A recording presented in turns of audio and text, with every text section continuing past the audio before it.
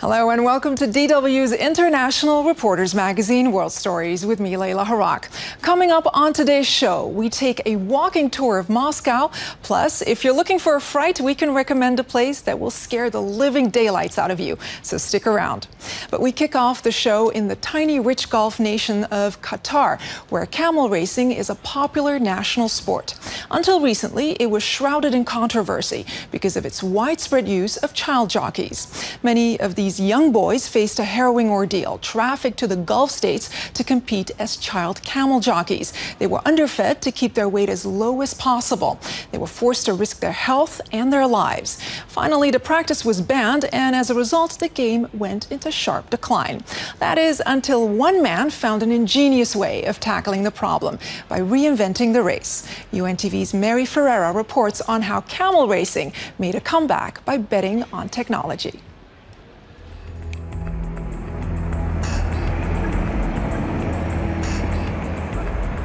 Camel racing thrived in the state of Qatar and all Gulf countries for decades. Lured by substantial cash prizes, sometimes as high as $350,000, owners did anything they could to win. Even if it meant using children as jockeys. Children like Russell, who was only 7 years old when he was snatched by two men from a railway station in Old Dhaka, Bangladesh. They took me to a hotel, fed me, cleaned me up, and then they took me away. Taken all the way to Dubai, Qatar's neighbor, Russell was sold to a camel owner for $350.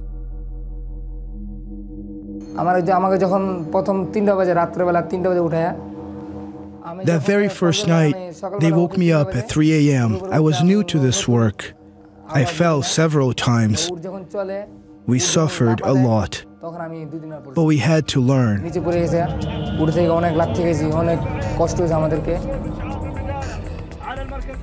The trafficking of young children and their use as child jockeys violates the UN Convention on the Rights of the Child.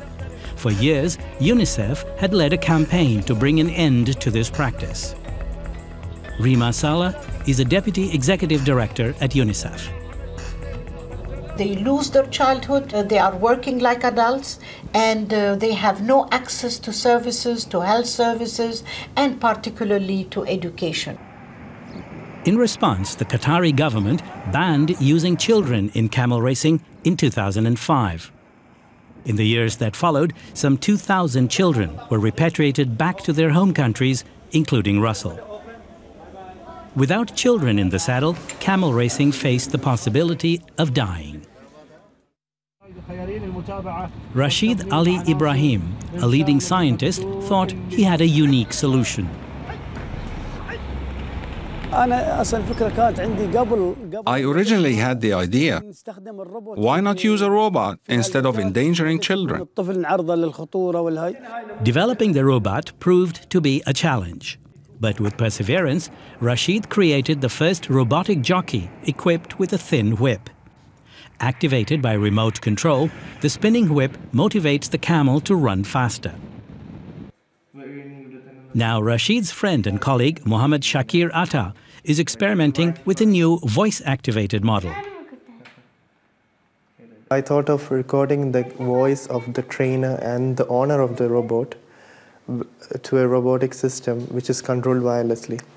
So I could notice that when you activate the robot wirelessly with this voice, the camel really reacts and runs faster. Instead of a spinning whip hitting the animal's leg, the camel will now respond to voice commands from the owner. Robotic jockeys are now widely used by all Gulf countries. This invention not only protected the lives of children, but saved a traditional sport from disappearing. And talking of tracks, if you're planning a trip to Russia, this next report will show you new ways of soaking up some of the capital's historic sites. Visitors now have the chance to see Moscow with a fresh eye by going on a customized urban walking tour.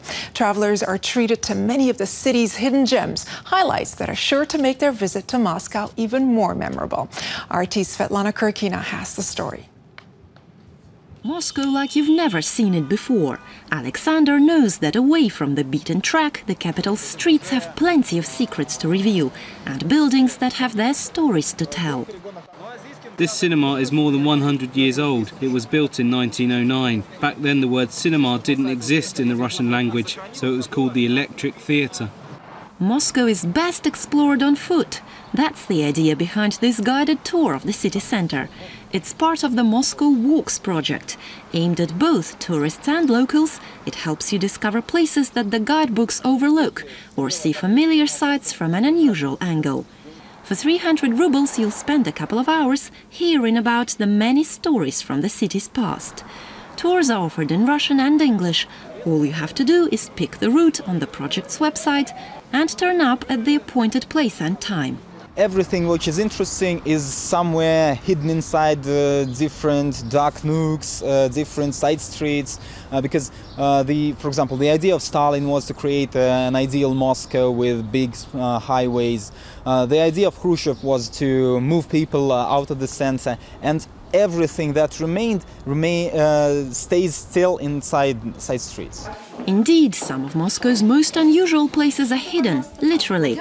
Like this underground bomb shelter built in one of Moscow's most famous parks, the All-Russian Exhibition Center in the city's north.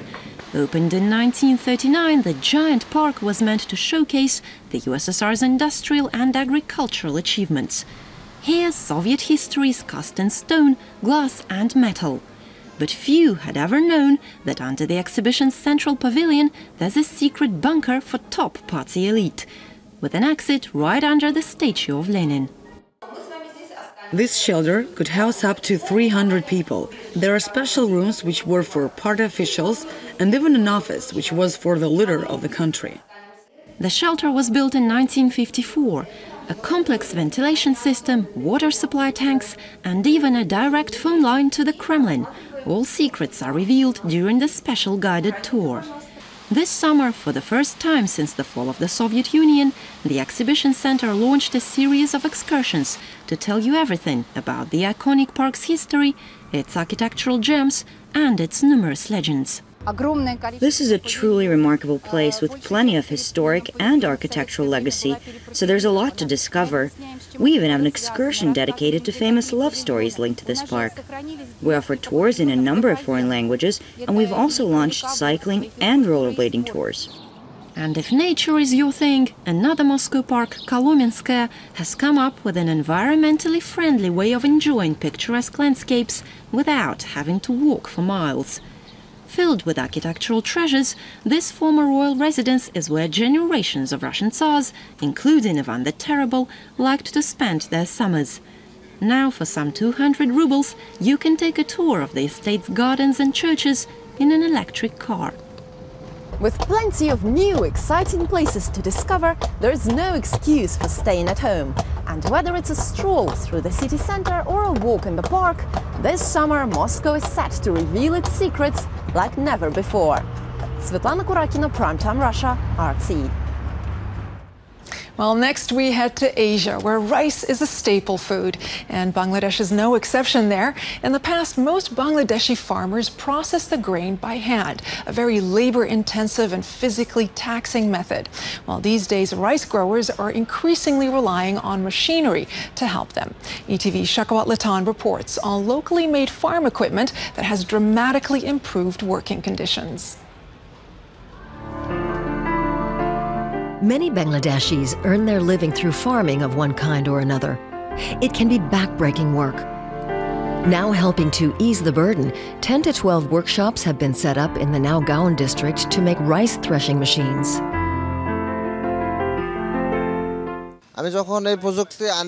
I put a lot of effort into inventing this technology. My younger brother helped me. Some staff from our workshop have gone out and established their own workshops, or now work in the other workshops. They also work well.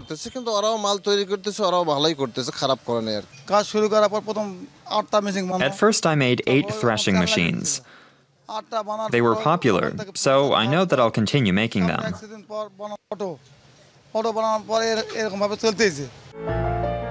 Traditionally, threshing has been carried out manually. Farmers beat bundles of rice or wheat against big wooden logs. Then oxen trample over the harvested crop. But now, thanks to the new technology, life is becoming a lot easier. It benefits my customers without costing them much, and the machine can be driven from one place to another. These workers are busy putting the finishing touches on these rice and wheat threshing machines called bongas. Some 100 people are employed making them here. This new machine is a great help. We can work quickly and it's not expensive. If they add more technology, then the machine will be even more helpful. The government should pay more attention here. That would benefit agriculture in the north of the country.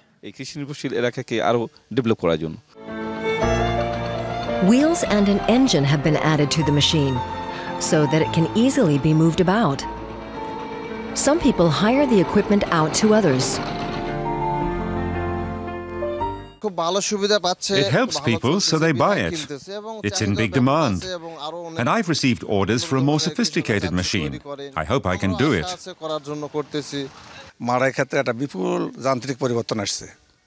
It has brought about a huge change in the threshing process.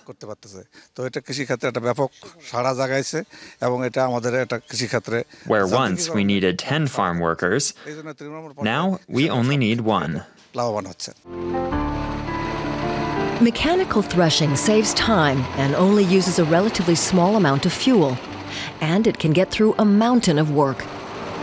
The threshing machine is a labor-saving device that's proving very popular here.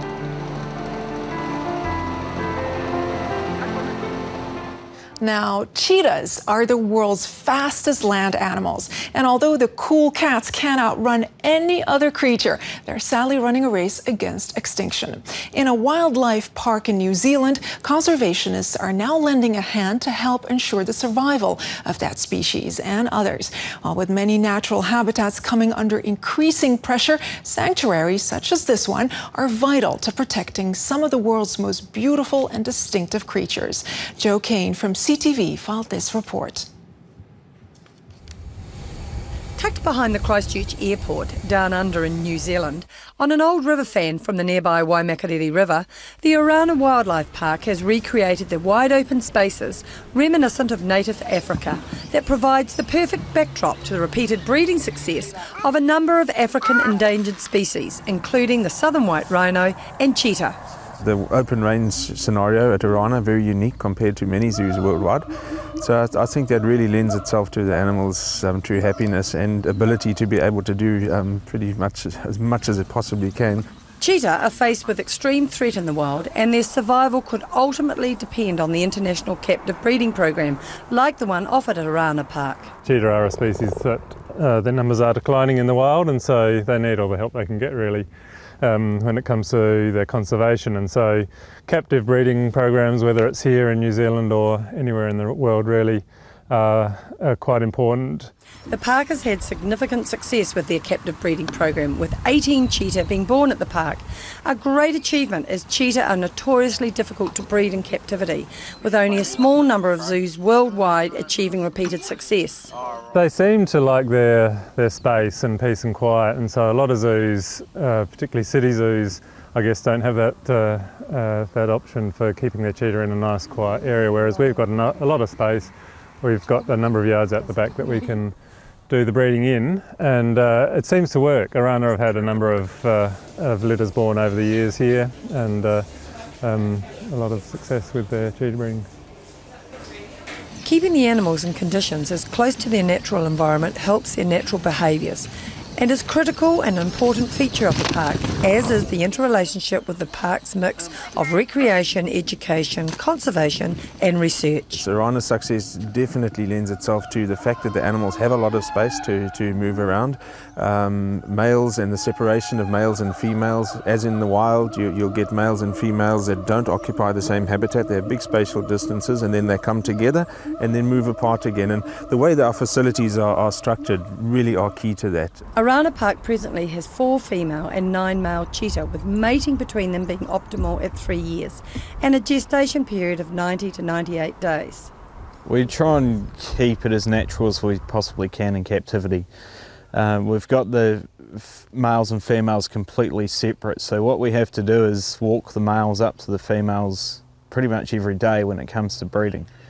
The reason for doing that is to keep the interest up with the boys and the girls as well, so they don't see each other all the time and get quite comfortable around each other. The integrity of the species is ensured by an international cheetah stud register, which carefully manages the population of captive cheetah to ensure the genetic bloodlines can be kept strong and ethical. As many cheetah are now born in captivity, they're either mother or hand-raised, and the relationship between the keeper and the animals is critical for their health. It's great to be able to be a bit more hands-on with our cheetah, so if there are any health issues or anything, we can treat them quite well being hands-on.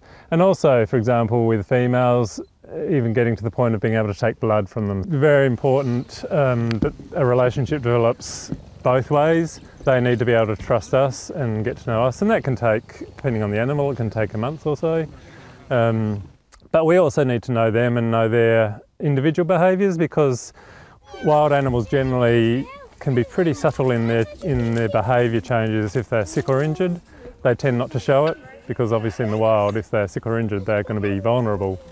And so you really need to look for those very subtle changes sometimes. So you need to know your animals quite intimately to be able to pick those changes. Unfortunately, the impact of human activity has meant the captive breeding program may be the only link to cheetah and many other species' survival. I think the cohabitation, animals and human beings, and the impact we as human beings make on animals' habitats. If we're dealing specifically with the cheetah, it was so widespread. It was an animal that was exceptionally widespread throughout Africa, and over the years we've literally encroached in their habitat, taken over, brought in our agricultural practices that's driven their prey base away and basically taken away what they need to survive. So it's how we as human beings can interact with the animals and try and retain them in the most sort of pristine natural way possible without impacting on their environment. The second largest surviving land animal next to the elephant is the southern white rhino, which faces extreme threats, especially from poaching in the wild. Orana Park currently is home to 7 southern white rhino, with the youngest, Eco, born at the park on May the 1st, 2010. At one stage there were only 30 southern white rhino left in the wild, but with the establishment of the captive breeding programs, this outlook has improved dramatically. Humans tend to put themselves at the top of the food chain and the most important things on the planet, and sadly nature and wildlife comes second best. In many places in the world the political influences are dictated around what you do for people, not so much wildlife. Orana Park offers Adopt an Animal program, giving the public an opportunity to help raise funds to ensure the continued success of the captive breeding program. However, it's time we all started to think about the sustainability of our unique wildlife in their present habitats and the pressure human intrusion is causing. Now, with the summer in Europe winding down and the weather already getting a little chilly, it's a sure sign that Halloween isn't far from around the corner. But we don't need to wait until then to share scary stories about haunted places. We can just all head for La Isla de las Muñecas in Mexico, where they've made it their business to scare visitors out of their wits. And if you think you know what spooky is, wait until you see this. Some people earn their living making dolls. And some of us give dolls to our children, who play with them and take them to bed each night. But here on this island south of Mexico City, they have another purpose: to ward off evil spirits.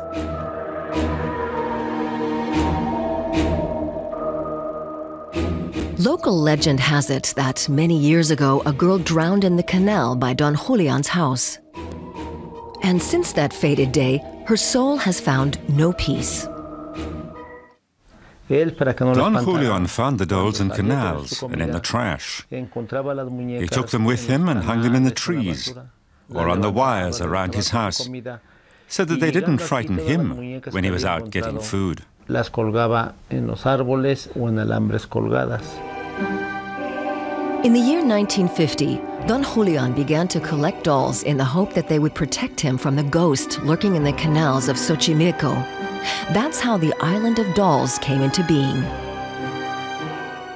The doll with the hat on is one of my uncle's originals.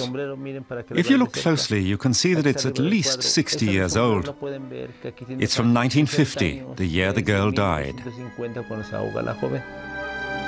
But only one of them has a name, Agustinita, or the spoiled one. He believed that she had the power to protect people from evil, both at work and at home with their families, at school, wherever they were. Out of thousands of dolls, this is the 10th oldest. The older they are, the younger they seem. Why? It's the energy that they hold. It's the mysticism and secrecy surrounding these dolls. It's said that Agustinita can make every wish come true. Not only the island's inhabitants think so. Many European visitors return to reward her with money or new dresses. I just ask her that I stay healthy, have enough to eat, and enough work. It's not as if I have these 2 baskets of food, 2 lemonades and 2 beers because of this enchanted doll. We still have to work if we want to buy something. And the dolls do more than just grant wishes. Anastasio tells us about the strange things that happen after dark. Some of them can move. My uncle impressed upon me that I must never make up stories. But sometimes I do hear a canoe coming and women's voices.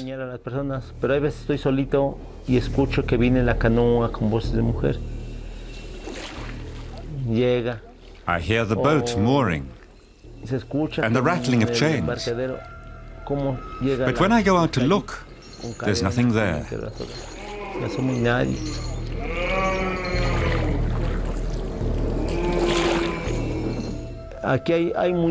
Some dolls have been here for over a decade. If I pick them up, they scream as if they had batteries.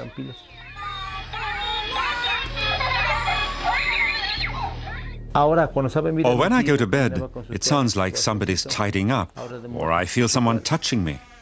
When my uncle was alive, he'd go out in his trainers with his stick, and you can still hear him. People say they would ask him what he wants, but I'm afraid to. I tell them I don't believe them. Everyone's brave during the day. I'd like to see if they're still so brave all alone in the middle of the night.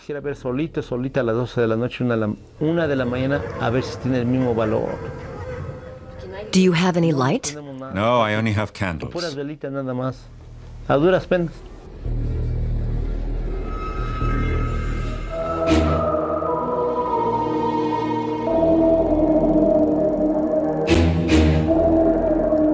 Anastasio has spent many sleepless nights here.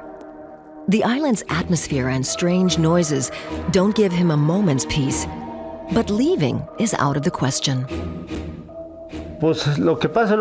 People ask why I don't just leave if I'm so afraid. But I've nowhere else to go. I grow my vegetables here, then I go off to sell them, then I return. Anyway, I'm proud of meeting people from all over the world. His uncle Don Julian died in the same spot as the girl who drowned. Some say his heart failed, others say he was claimed by the ghost. Did the dolls stop protecting him? No one lives forever. People die at home, in the street, or wherever they happen to be. We all have to die sometime.